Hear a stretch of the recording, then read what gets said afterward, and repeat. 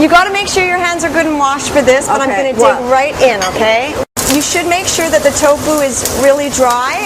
I like to squeeze it between... what? Paper towels or something? Yes.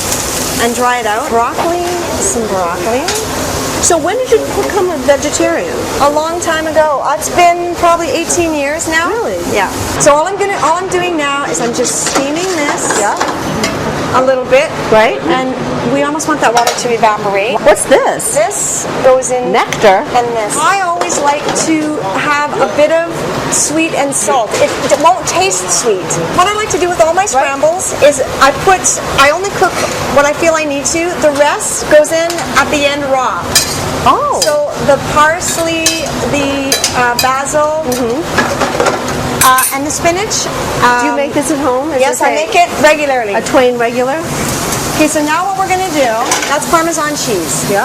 Now all the little stuff that sticks is you so like that. yummy. So that's not a mistake. We want it to be sticky. We want that, and then you just keep getting it off around the edges. Yep. Now, we take our scramble. We take our cheese. Yep. This one? Yep. On. What that's doing, instead of the eggs, it's going to bind everything. It's going to get nice and melty. Beautiful. And it smells delicious. And now it's a little bit, it's sort of like a scrambled egg omelet mix. And that's it. Woof! And you just have to serve it in a dish. 3 minutes. There we go. Bon appetit. Bon appetit. Whoops. Isn't that good? Real good.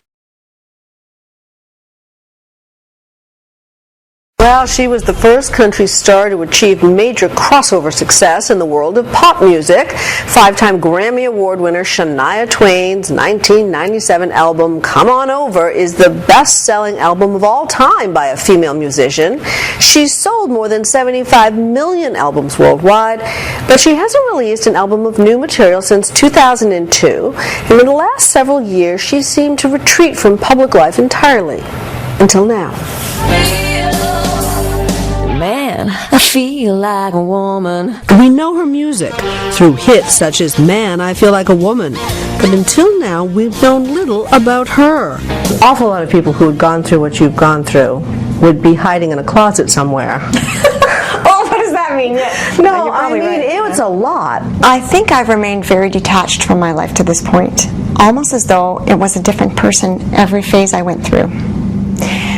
And so I've reconnected and said, no, this is actually who I am. I really want to help people with my testimony. And testify she does in her new book, From This Moment On, and documentary series, Why Not, with Shania Twain. In both endeavors, Twain lays bare her tumultuous life, starting with her impoverished childhood. This was the bedroom for the 4 of us, this just from me onto the stairs.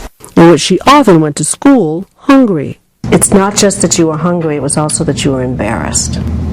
Right, so I never talked about it. I wouldn't admit it. I would lie why I didn't have lunch, because I wanted to protect my parents, first of all. I didn't want them to get exposed and to somebody to go knocking on their door. It was the beginning of a pattern of hiding the painful things in her life, her mother being routinely beaten by her father, and her father verbally abusing her. What would he say to you?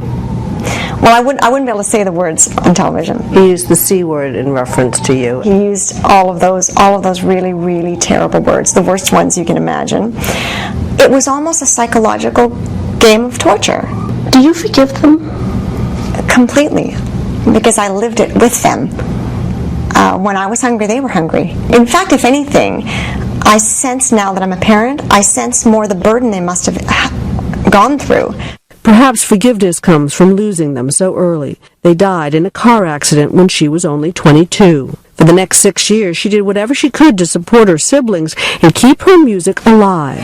Finally, in 1995, Any Man of Mine hit #1.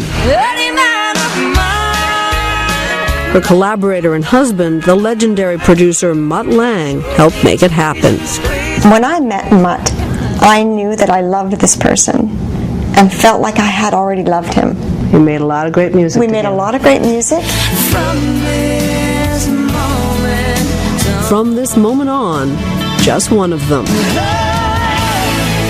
The couple eventually moved to Switzerland to be out of the spotlight and had a son named Asia. She also found a best friend, Marianne Thibault. There weren't a lot of people in this world of No, yours. there was no other girlfriend at the time. Shania says things were not going well in her marriage.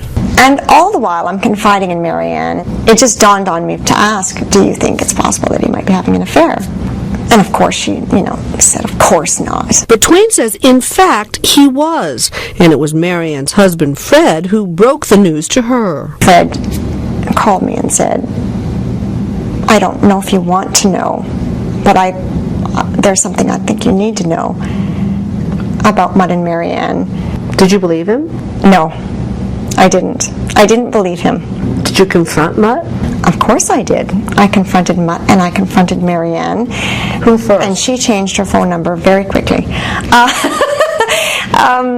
She came over for dinner one night and I said, are you sure there's nothing you want to share with me? Is there something you're maybe holding back?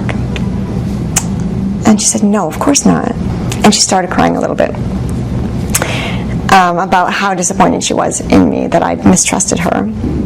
I said, Fred, I'm telling you, you're wrong. She is innocent. And then I said goodbye to Marianne. I never did see her again. So when you finally get around to talking to your husband, how's that go?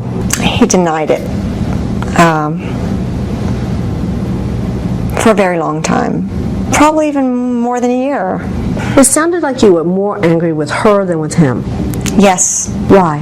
For interfering with something so dear to me. It was just the most disrespectful thing to do, to interfere with a marriage that's weak.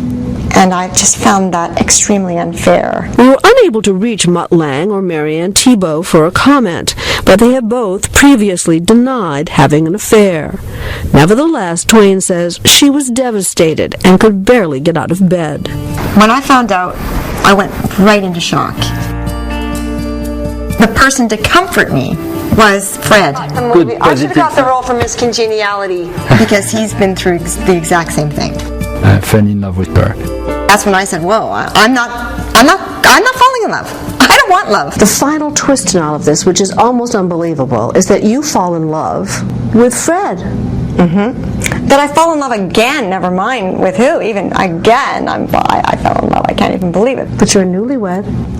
Newlywed, I yes, see that because pretty it's ring. Just so Look recent. at that. Look at that. Just January 1st, right? That's right. January 1st. Ironically, while she's raising her voice to tell her story, she is struggling to reclaim her singing voice. It physically will not come out of my throat. The physiological aspect of it, which is called dysphonia. There's nothing wrong with my actual voice. It's the envelope around the vocal cords that is restricting. Listen, I'm no doctor, but I read the book and I say to myself, is it a coincidence that her husband and best friend betray her and she's not feeling like she can really sing out?